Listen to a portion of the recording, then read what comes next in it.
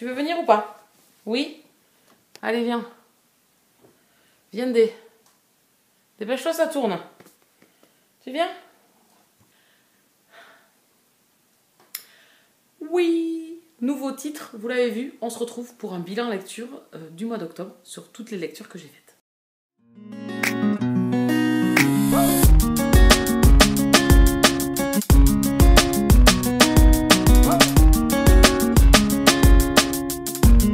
Bonjour et bienvenue sur la chaîne, on se retrouve aujourd'hui pour un bilan du mois d'octobre sur toutes les lectures que j'ai faites. Je vous en ai parlé dans le vlog, alors si vous ne suivez pas les vlogs, je vais vous l'expliquer un petit peu ici. Je vais changer mon module un petit peu gazette, où je vous faisais des gazettes au fur et à mesure où j'avançais dans mes lectures. Là, j'ai décidé de faire une gazette chronique, où je vais rendre mes avis lecture une fois par mois. Actuellement, je ne suis pas sur un gros rendement de lecture. Ça me permet du coup de faire plus un bilan à la fin du mois que des gazettes où quand j'avais un meilleur rendement sur un mois, ça faisait beaucoup quand il y a 10, 11 livres. Dans un bilan, je trouve que ça fait trop. Voilà l'explication, voilà pourquoi ça a changé un tout petit peu de titre, mais j'ai gardé quand même le mot gazette. Enfin, normalement, j'avais décidé de garder le mot gazette. Demain, quand je vais monter la vidéo, enfin, on verra. Voilà, donc le bilan du mois d'octobre, puisqu'il fallait commencer quelque part, et que j'avais envie de vous reparler un petit peu de ces livres, en sachant que ceux qui suivent les vlogs les ont eu dedans. J'en ai déjà parlé plus longuement, en m'expliquant un petit peu au fur et à mesure de ma lecture, de mes impressions. Et aujourd'hui encore, mes avis vont peut-être un peu être différents en ayant laissé un peu plus de temps pour vous en parler. C'est vrai que l'analyse avec le recul n'est peut-être pas tout à fait la même que dès que je ferme un livre. C'est vrai que je m'en suis rendu compte que mes avis peuvent changer d'une année à une autre sur certaines lectures que j'ai faites. Plus de recul parce que j'ai lu autre chose qui ressemblait et qui du coup m'a amené le plus. Enfin voilà, tout ça, effectivement, entre les vlogs et là, le bilan, il pourra y avoir peut-être un petit peu de changement. Donc voilà, c'était le petit débrief de début qui n'y sera pas les prochaines fois, mais là, ça méritait quand même une petite explication. Surtout que j'ai un locataire sur moi puisque c'est sa place, pas déconner quand même. Donc on est dans un format un peu plus formel que les vlogs. Et je ne vais pas non plus m'étendre 10 ans sur ces lectures. Enfin, j'espère. Vu que je suis très bavarde, on verra. Donc, il y a 6 lectures. Puisqu'au mois d'octobre, j'ai pas non plus... Enfin, j'ai un peu lu, mais... Bon. Je me suis fait La ferme du bout du monde de Sarah Vaughan, qui est une lecture contemporaine, puisqu'on a une situation dans l'histoire qui se passe au présent et une autre qui se passe pendant la Seconde Guerre mondiale. Donc, pour moi, c'est un contemporain. On va suivre dans cette ferme du bout du monde une famille, et donc on va suivre ces générations depuis la Seconde Guerre mondiale jusqu'à aujourd'hui. On va suivre 3 destins de femmes à des époques différentes et dans des situations de vie bien évidemment différentes. On va suivre Maggie, qui est une jeune fille de 17 ans pendant la Seconde Guerre. Elle est en Cornouailles, sa famille accueille des réfugiés du Blitz. On va suivre ensuite la mère, enfin la fille de Maggie, Judith, un peu moins, qui reste quand même un personnage très secondaire, et la petite fille de Maggie, donc de nos jours, qui s'appelait Lucie. Voilà, j'ai déjà oublié le prénom. Lucie. Donc on va voguer un petit peu dans cette histoire entre le présent et le passé. J'ai passé un très bon moment, l'histoire m'a plu, m'a touchée. Elle aurait pu encore plus me toucher, je pense. On a beaucoup de pudeur dans cette histoire, puisque le personnage de Maggie, quand elle nous raconte son histoire, ou qu'on voit à travers ses yeux l'histoire qui lui est arrivée, il y a beaucoup de secrets et de pudeur dans cette femme, dans son histoire. Et voilà, donc du coup, nous, lecteurs, ben, on est comme elle, on est un peu sur la retenue d'émotion, mais... Ce roman est quand même très très bon. J'ai passé un très très bon moment. J'aime ces alternances présent-passé. J'aime beaucoup. Ça amène toujours de l'intensité, de l'émotion. On s'attache à des personnages différents, à des époques différentes, qui vivent des choses différentes. Aujourd'hui, Lucie est confrontée à une problématique beaucoup plus, on va dire, moins dramatique que sa grand-mère, mais qui a quand même son importance aussi. Parce qu'on s'y calque, nous, un petit peu plus avec nos yeux de nos jours, de nos vies, tout un chacun. Vraiment, c'est une lecture, la plume est très agréable. Moi, c'était le premier roman de cet auteur que je lisais. J'ai passé un bon moment de lecture, je vous le conseille. Je l'ai fait en audio-livre, même si je l'ai en papier. Je l'ai fait en audio-livre, ça marche très très bien. La voix, l'histoire, enfin tout était parfait. En audio, c'était impec. Donc voilà, celui-ci, c'est très bon. Ensuite, j'ai lu La Marquise des Ombres de Catherine Hermary Vieille, qui est un historique, une biographie sur la Marquise de Brinvilliers, qui était une empoisonneuse. Alors, pourquoi, comment? On va la suivre de l'enfance jusqu'à sa mort. Voilà, souvent dans les historiques comme ça, on va suivre des biographies, on nous raconte toute l'histoire de ce personnage. Donc ici, son prénom c'était Marie, je crois, voilà, Marie-Madeleine, qui est une jeune fille qui a eu une enfance assez problématique, qui va en fait engendrer la femme qu'elle va devenir et les choix qu'elle va faire dans sa vie. C'est une jeune femme qui est à corps perdu dans l'amour, que ce soit de sa famille ou qu'il soit de l'amour envers les hommes. Elle est toute sa vie à la recherche de l'amour et en fait elle a une façon faussée de l'amour due à son enfance. On le comprend. C'est un personnage qui nous touche et en même temps où on est très éloigné d'elle. Donc on va la suivre sur toute sa vie. C'est un roman qui fait 550 pages. Je vous avais parlé pendant mes vlogs. Ça a été laborieux parce que j'ai trouvé que sur ces 550 pages, il y a bien pas mal de pages qui auraient pu être enlevées, qui ne servent pas ni à l'histoire, ni à des confessions qu'on aurait pu avoir ou des secrets qu'on nous révèle. Pas du tout. Donc j'ai trouvé que par moments ça tirait en longueur pour pas grand chose.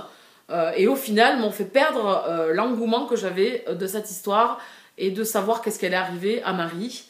Elle m'a touchée quand même par moments par la manipulation des hommes.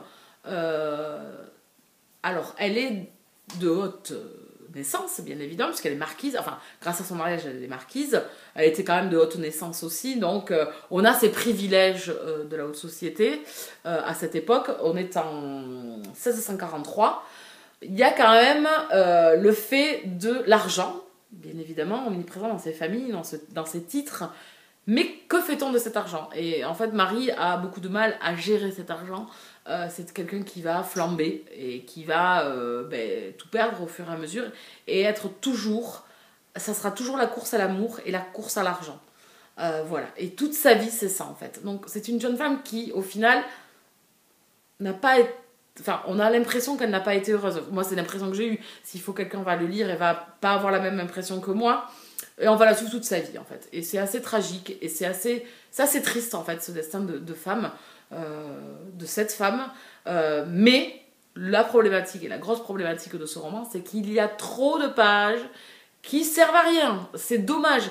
En plus, ça rebute les gens quand ils veulent lire des historiques. Souvent, c'est ça qui les rebute, et c'est ce que j'ai trouvé dans ce roman. Donc, je préfère vous prévenir. Ça prend son temps. Voilà, on démarre à l'enfance jusqu'à sa mort. Il y a beaucoup de choses intéressantes, mais je m'attendais en fait à autre chose. Quand j'ai vu la Brinvilliers, l'empoisonneuse, je m'attendais à un truc de fou, avec beaucoup de rebondissements et tout. Et au final, quand j'ai eu la réponse, j'ai trouvé que c'était... Ouais, voilà. Donc, ça existait, et effectivement, c'est assez machiavélique quand même, quand on y pense avec le recul. Cette naïveté qu'on peut trouver chez cette jeune femme, au final, l'était-elle vraiment ? Voilà, elle n'était pas manipulatrice et de tout ce qu'elle a fait. Bon, vraiment, c'était très intéressant, puisque c'était un personnage que je ne connaissais pas, donc je suis contente de l'avoir découvert, mais il y a trop de longueur malheureusement, quoi. Vraiment, dommage. J'ai retenté cet auteur, donc je vous en parlerai le mois prochain, puisque ça sera dans mes lectures du mois de novembre, et on est sur autre chose. Donc voilà, donc heureusement que j'avais demandé ces deux romans de la même auteure, parce qu'on n'est pas du tout sur les mêmes choses. Donc c'était bien, mais ça aurait pu être plus. Le troisième... Attendez, je remonte. C'est un peu compliqué avec Raymond quand même.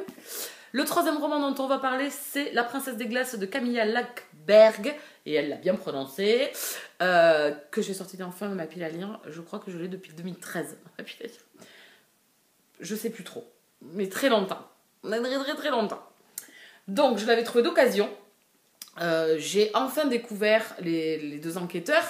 Donc on est avec une jeune femme, non, une écrivain, voilà, elle est en train d'écrire un roman, et il y a un meurtre qui survient dans la ville où elle est, Et elle va s'allier, enfin un petit peu, elle va être curieuse parce qu'elle veut savoir, parce que la personne qui est décédée est une amie à elle, une amie d'enfance, qu'elle n'avait pas revue depuis des années.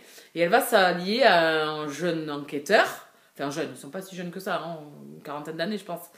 Elle va s'allier avec lui pour découvrir la vérité. Ils se connaissent aussi, hein, ils se connaissent depuis le... Voilà, pareil. C'est sa ville natale, donc elle connaît un petit peu les gens qui sont restés dans cette ville. Et ce jeune homme en fait enfin cet enquêteur en fait partie. Donc on va les suivre. Elle s'appelle Erika Falk et lui, je ne m'en rappelle plus, j'ai un trou de mémoire.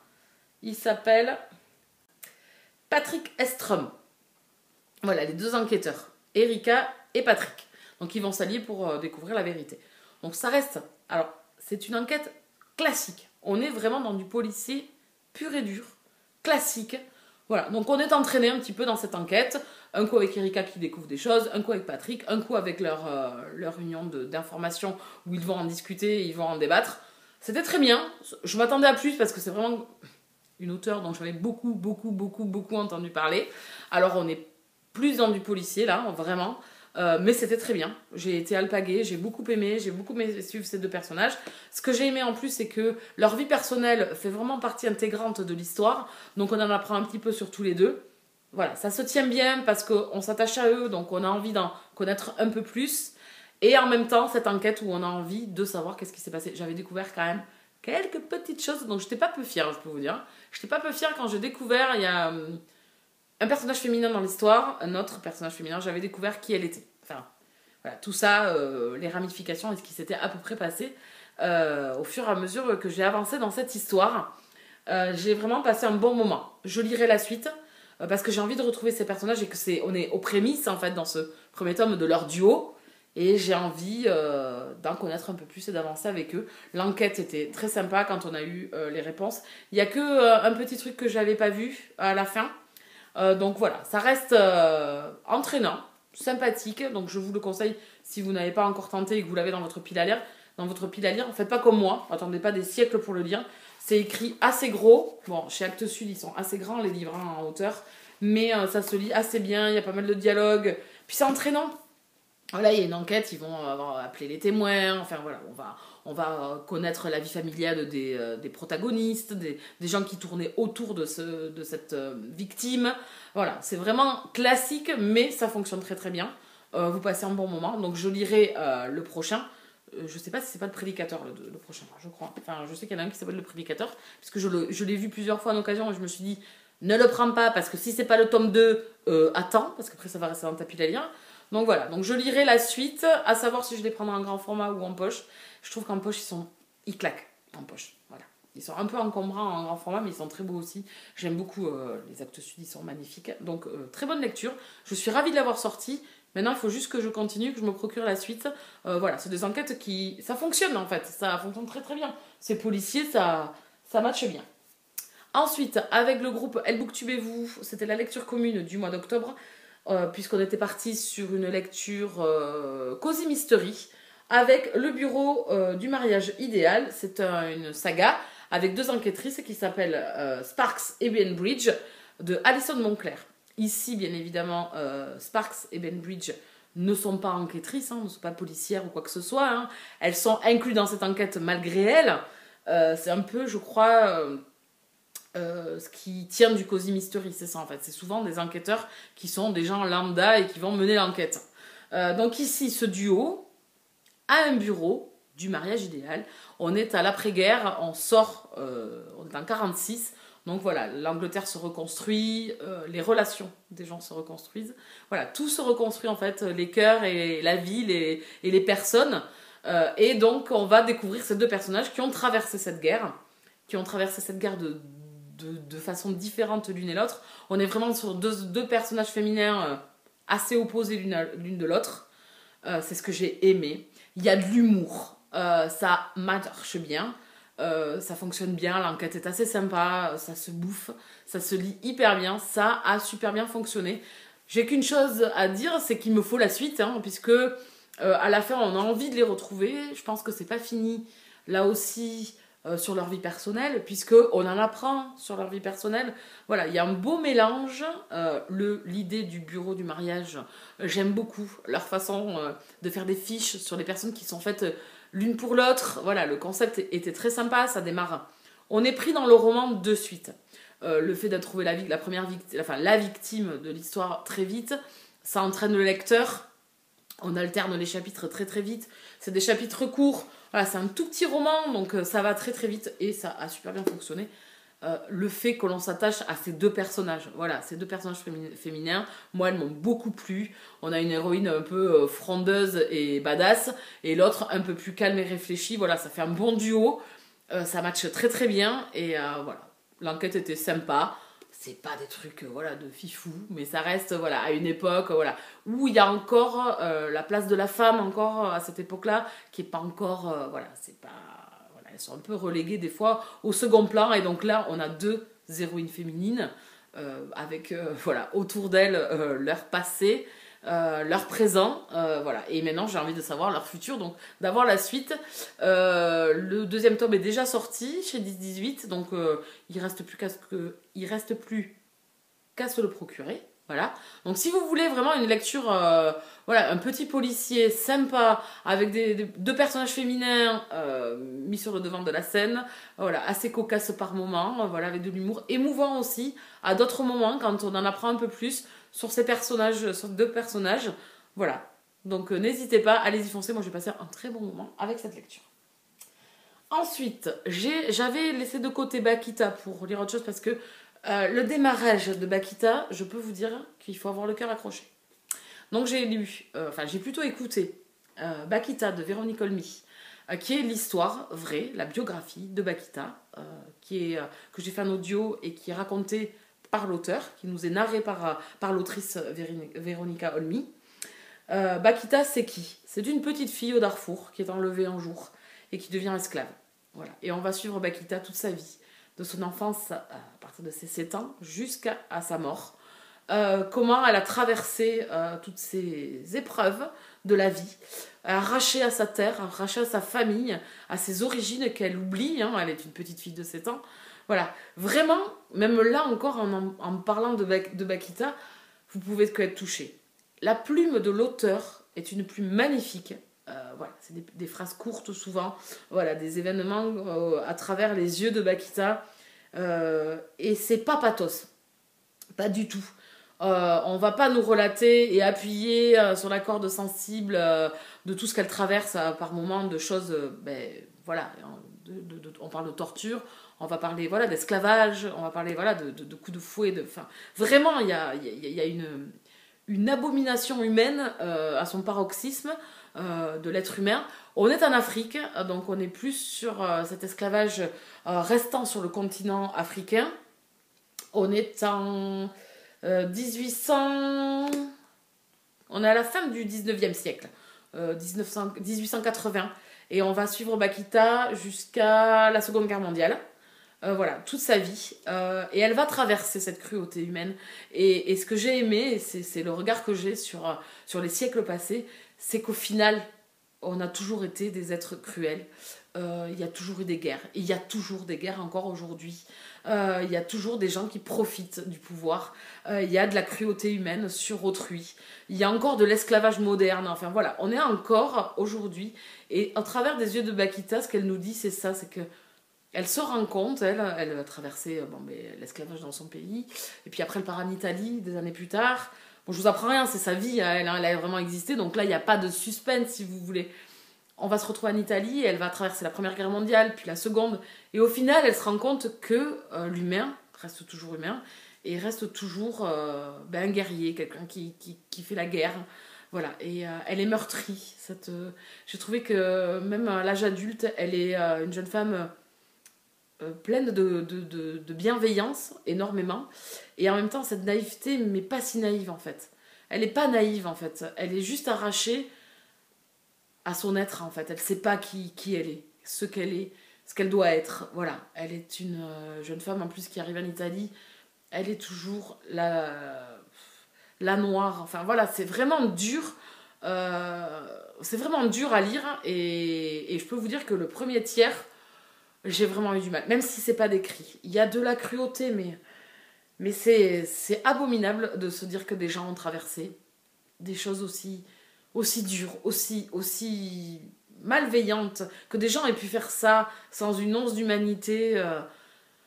Vraiment c'est compliqué. Moi, j'aime ces livres où on va nous parler d'esclavage. Alors, ce côté-ci, sur l'Afrique et tout, j'avais regardé un reportage sur Arte, puisque l'esclavage a commencé dans ces pays-là, dans ces pays musulmans d'abord, où c'est eux qui ont fait la traite des Noirs, au 7e siècle. Donc c'est quand même très tôt que l'esclavage a commencé. Donc ça m'a permis d'aller faire des recherches aussi sur la fin des esclavages en Afrique, en sachant que le Niger, c'était hier, quoi. C'était en 91, je crois. Voilà. Donc vraiment, ça amène... c'est le genre de récit, moi, qui m'amène beaucoup de choses. Voilà, nous faire un regard sur le monde, un regard sur les gens, un regard sur la vie de ces êtres. Mais ces êtres... mais pour moi, oui, voilà, des êtres splendides qui ont vécu des choses de fou. Non mais... Vraiment. Et tu peux pas rester là. Allez. Hop, et oui, tu glisses. Allez, vas-y, descends. Voilà, désolé. Les aléas du direct, comme dirait d'autres. Bon, non, je peux couper au montage, hein, les gars. Bon, je vais pas couper. Hein. Voilà, donc un très beau roman que je vous conseille si vous voulez, voilà, si vous aimez ce type de roman, ce type d'histoire, voilà, vous savez que vous allez être heurté, meurtri, pas autant qu'elle, hein, parce que ça, c'est pas possible, hein, je pense. Voilà, et c'est devenu une sainte, voilà, et tout ça, ça nous est expliqué. Et j'ai beaucoup aimé ce personnage de Bakita qui reste un personnage quand même emblématique, qui reste un personnage énigmatique aussi parce que au final cette jeune femme peu de monde l'a connue réellement.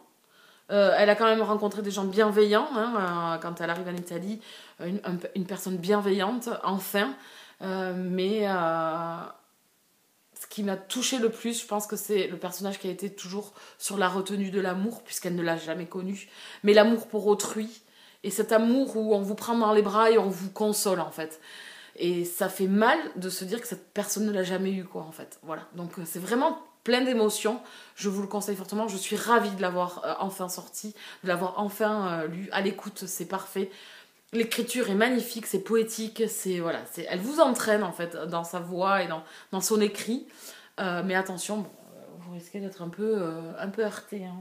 L'être humain est abominable. Et on va rester dans l'abominable puisqu'ici je vous parle de Glory d'Elizabeth Wetmore qu'on a fait en lecture commune pareil au mois d'octobre avec le groupe pour le challenge cocooning automnal. C'était la lecture commune qu'on avait choisie avec Anne et Maureen. C'est une lecture en demi-teinte ici, j'avoue. Même si la bonne teinte, hein, le bon moment, c'est cette histoire qui arrive à Glory. Pareil là encore, cette passivité humaine, ces préjugés, la religion, enfin tout ça c'est mélangé. Le racisme, voilà. Ici, on va traiter de ça. On est en 1976 avec une jeune fille qui arrive sur le pas d'une porte. Ses affaires sont débraillées, elle a des bleus, enfin voilà, que lui est-il arrivé? Et on va alterner, c'est un roman choral, puisqu'on va alterner les chapitres avec plusieurs personnages féminins de l'histoire qui vont nous raconter leur vie en fait. Hein, voilà. Et donc on peut oublier dans certains chapitres l'événement majeur de cette histoire qui pour moi était l'histoire de Glory. On va suivre donc tous ces personnages, dont le personnage de Glory, qui est le personnage à qui il arrive ce petit événement quand même bouleversant, qui aurait dû être le leader de l'histoire, mais non. Et le personnage qui l'a trouvé, en fait, la jeune femme qui a ouvert la porte et qui l'a trouvé, donc Mary. Et on va suivre ces personnages et d'autres personnages féminins aussi. Il y avait Corinne, personnage emblématique, Debra Anne, enfin voilà, il y a plusieurs personnages d'âge, de religion, de nationalités différentes, enfin d'origines différentes.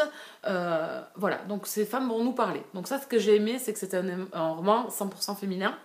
Ça, c'était le plus. L'histoire de combattre la justice, de combattre l'inimaginable en fait.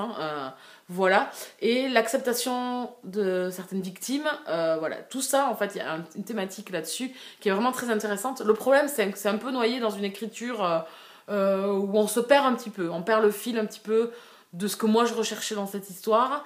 De l'histoire primordiale qui, moi, était l'histoire de Glory.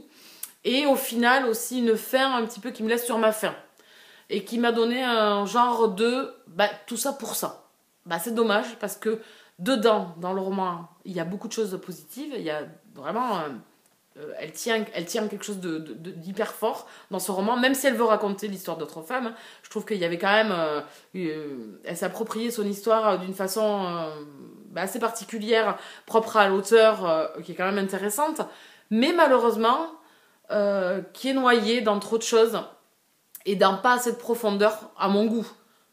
Sur les événements qui se passent. En fait, voilà. Il n'y a pas assez de profondeur, c'est un peu survolé et la fin ne m'a pas malheureusement contentée. Bien évidemment, je pense que je voulais une cape de justicière, mais ça nous confronte aussi à ben oui, ça se passe aussi comme ça. Donc dans ce roman, il y a beaucoup de belles choses, mais traitées par moments, j'ai trouvé, où on perdait un petit peu le fil rouge de l'histoire, malheureusement, et du coup le lecteur. Voilà, parce que le lecteur, du coup, il sait plus, en fait. Il sait plus ce qu'on veut lui raconter, ce qu'on veut lui dire, et c'est un peu dommage. Bon, c'est un roman assez court, c'était le petit plus. Les chapitres sont assez longs, alors attention, sont assez longs, mais ces femmes sont quand même intéressantes, toutes autant qu'elles sont. Elles sont touchantes, il y a l'union de femmes au bout d'un moment, et ça, c'est ce qui m'a plu. Donc il y a vraiment des choses bien, mais malheureusement... j'ai eu un goût d'inachevé, un goût de trop de... Elle a voulu trop en faire, en fait, pour essayer d'avoir une originalité dans son roman, et elle en oublie la pépite qu'elle avait sous la main, quoi, en fait. C'est un peu ça, si je dois résumer un petit peu mon avis sur ce roman. C'est dommage, ça reste une bonne lecture, mais j'aurais aimé tellement plus. J'en avais entendu tellement plus sur ce roman que j'étais un peu déçue de la chose que j'aurais voulu moi y trouver. Voilà. Après, si les gens qui ont lu ce roman, c'était ce qu'ils recherchaient, je pense qu'ils ont trouvé. Voilà. Donc vous allez trouver dedans l'injustice, les hommes, encore et toujours, hein, masculin, hein, l'homme, voilà. Et puis comment ils traitent les femmes, enfin voilà, les femmes au foyer, on est en 1976, il ne faut pas l'oublier. Voilà, donc il y a vraiment une époque aussi qui se joue là-dedans, donc il y a vraiment beaucoup de choses intéressantes, mais c'est la façon dont l'auteur l'a traité. Voilà, j'espère que j'ai été assez concise, donc ça reste une bonne lecture, mais j'aurais aimé plus. Voilà, on a fait le tour de ce bilan lecture. Je sais que c'est plus long, c'est pas le même format, et je trouve que le bilan, c'est pas mal. Vu mon rythme actuel, je trouve que c'est un bon compromis. 6 livres, ça reste correct, voilà, même si je suis très bavarde. Donc n'hésitez pas à rester avec moi sur la chaîne, à mettre un petit pouce pour la faire connaître, à partager. Et en attendant, je vous retrouve prochainement pour de nouvelles aventures littéraires. Big up les copains.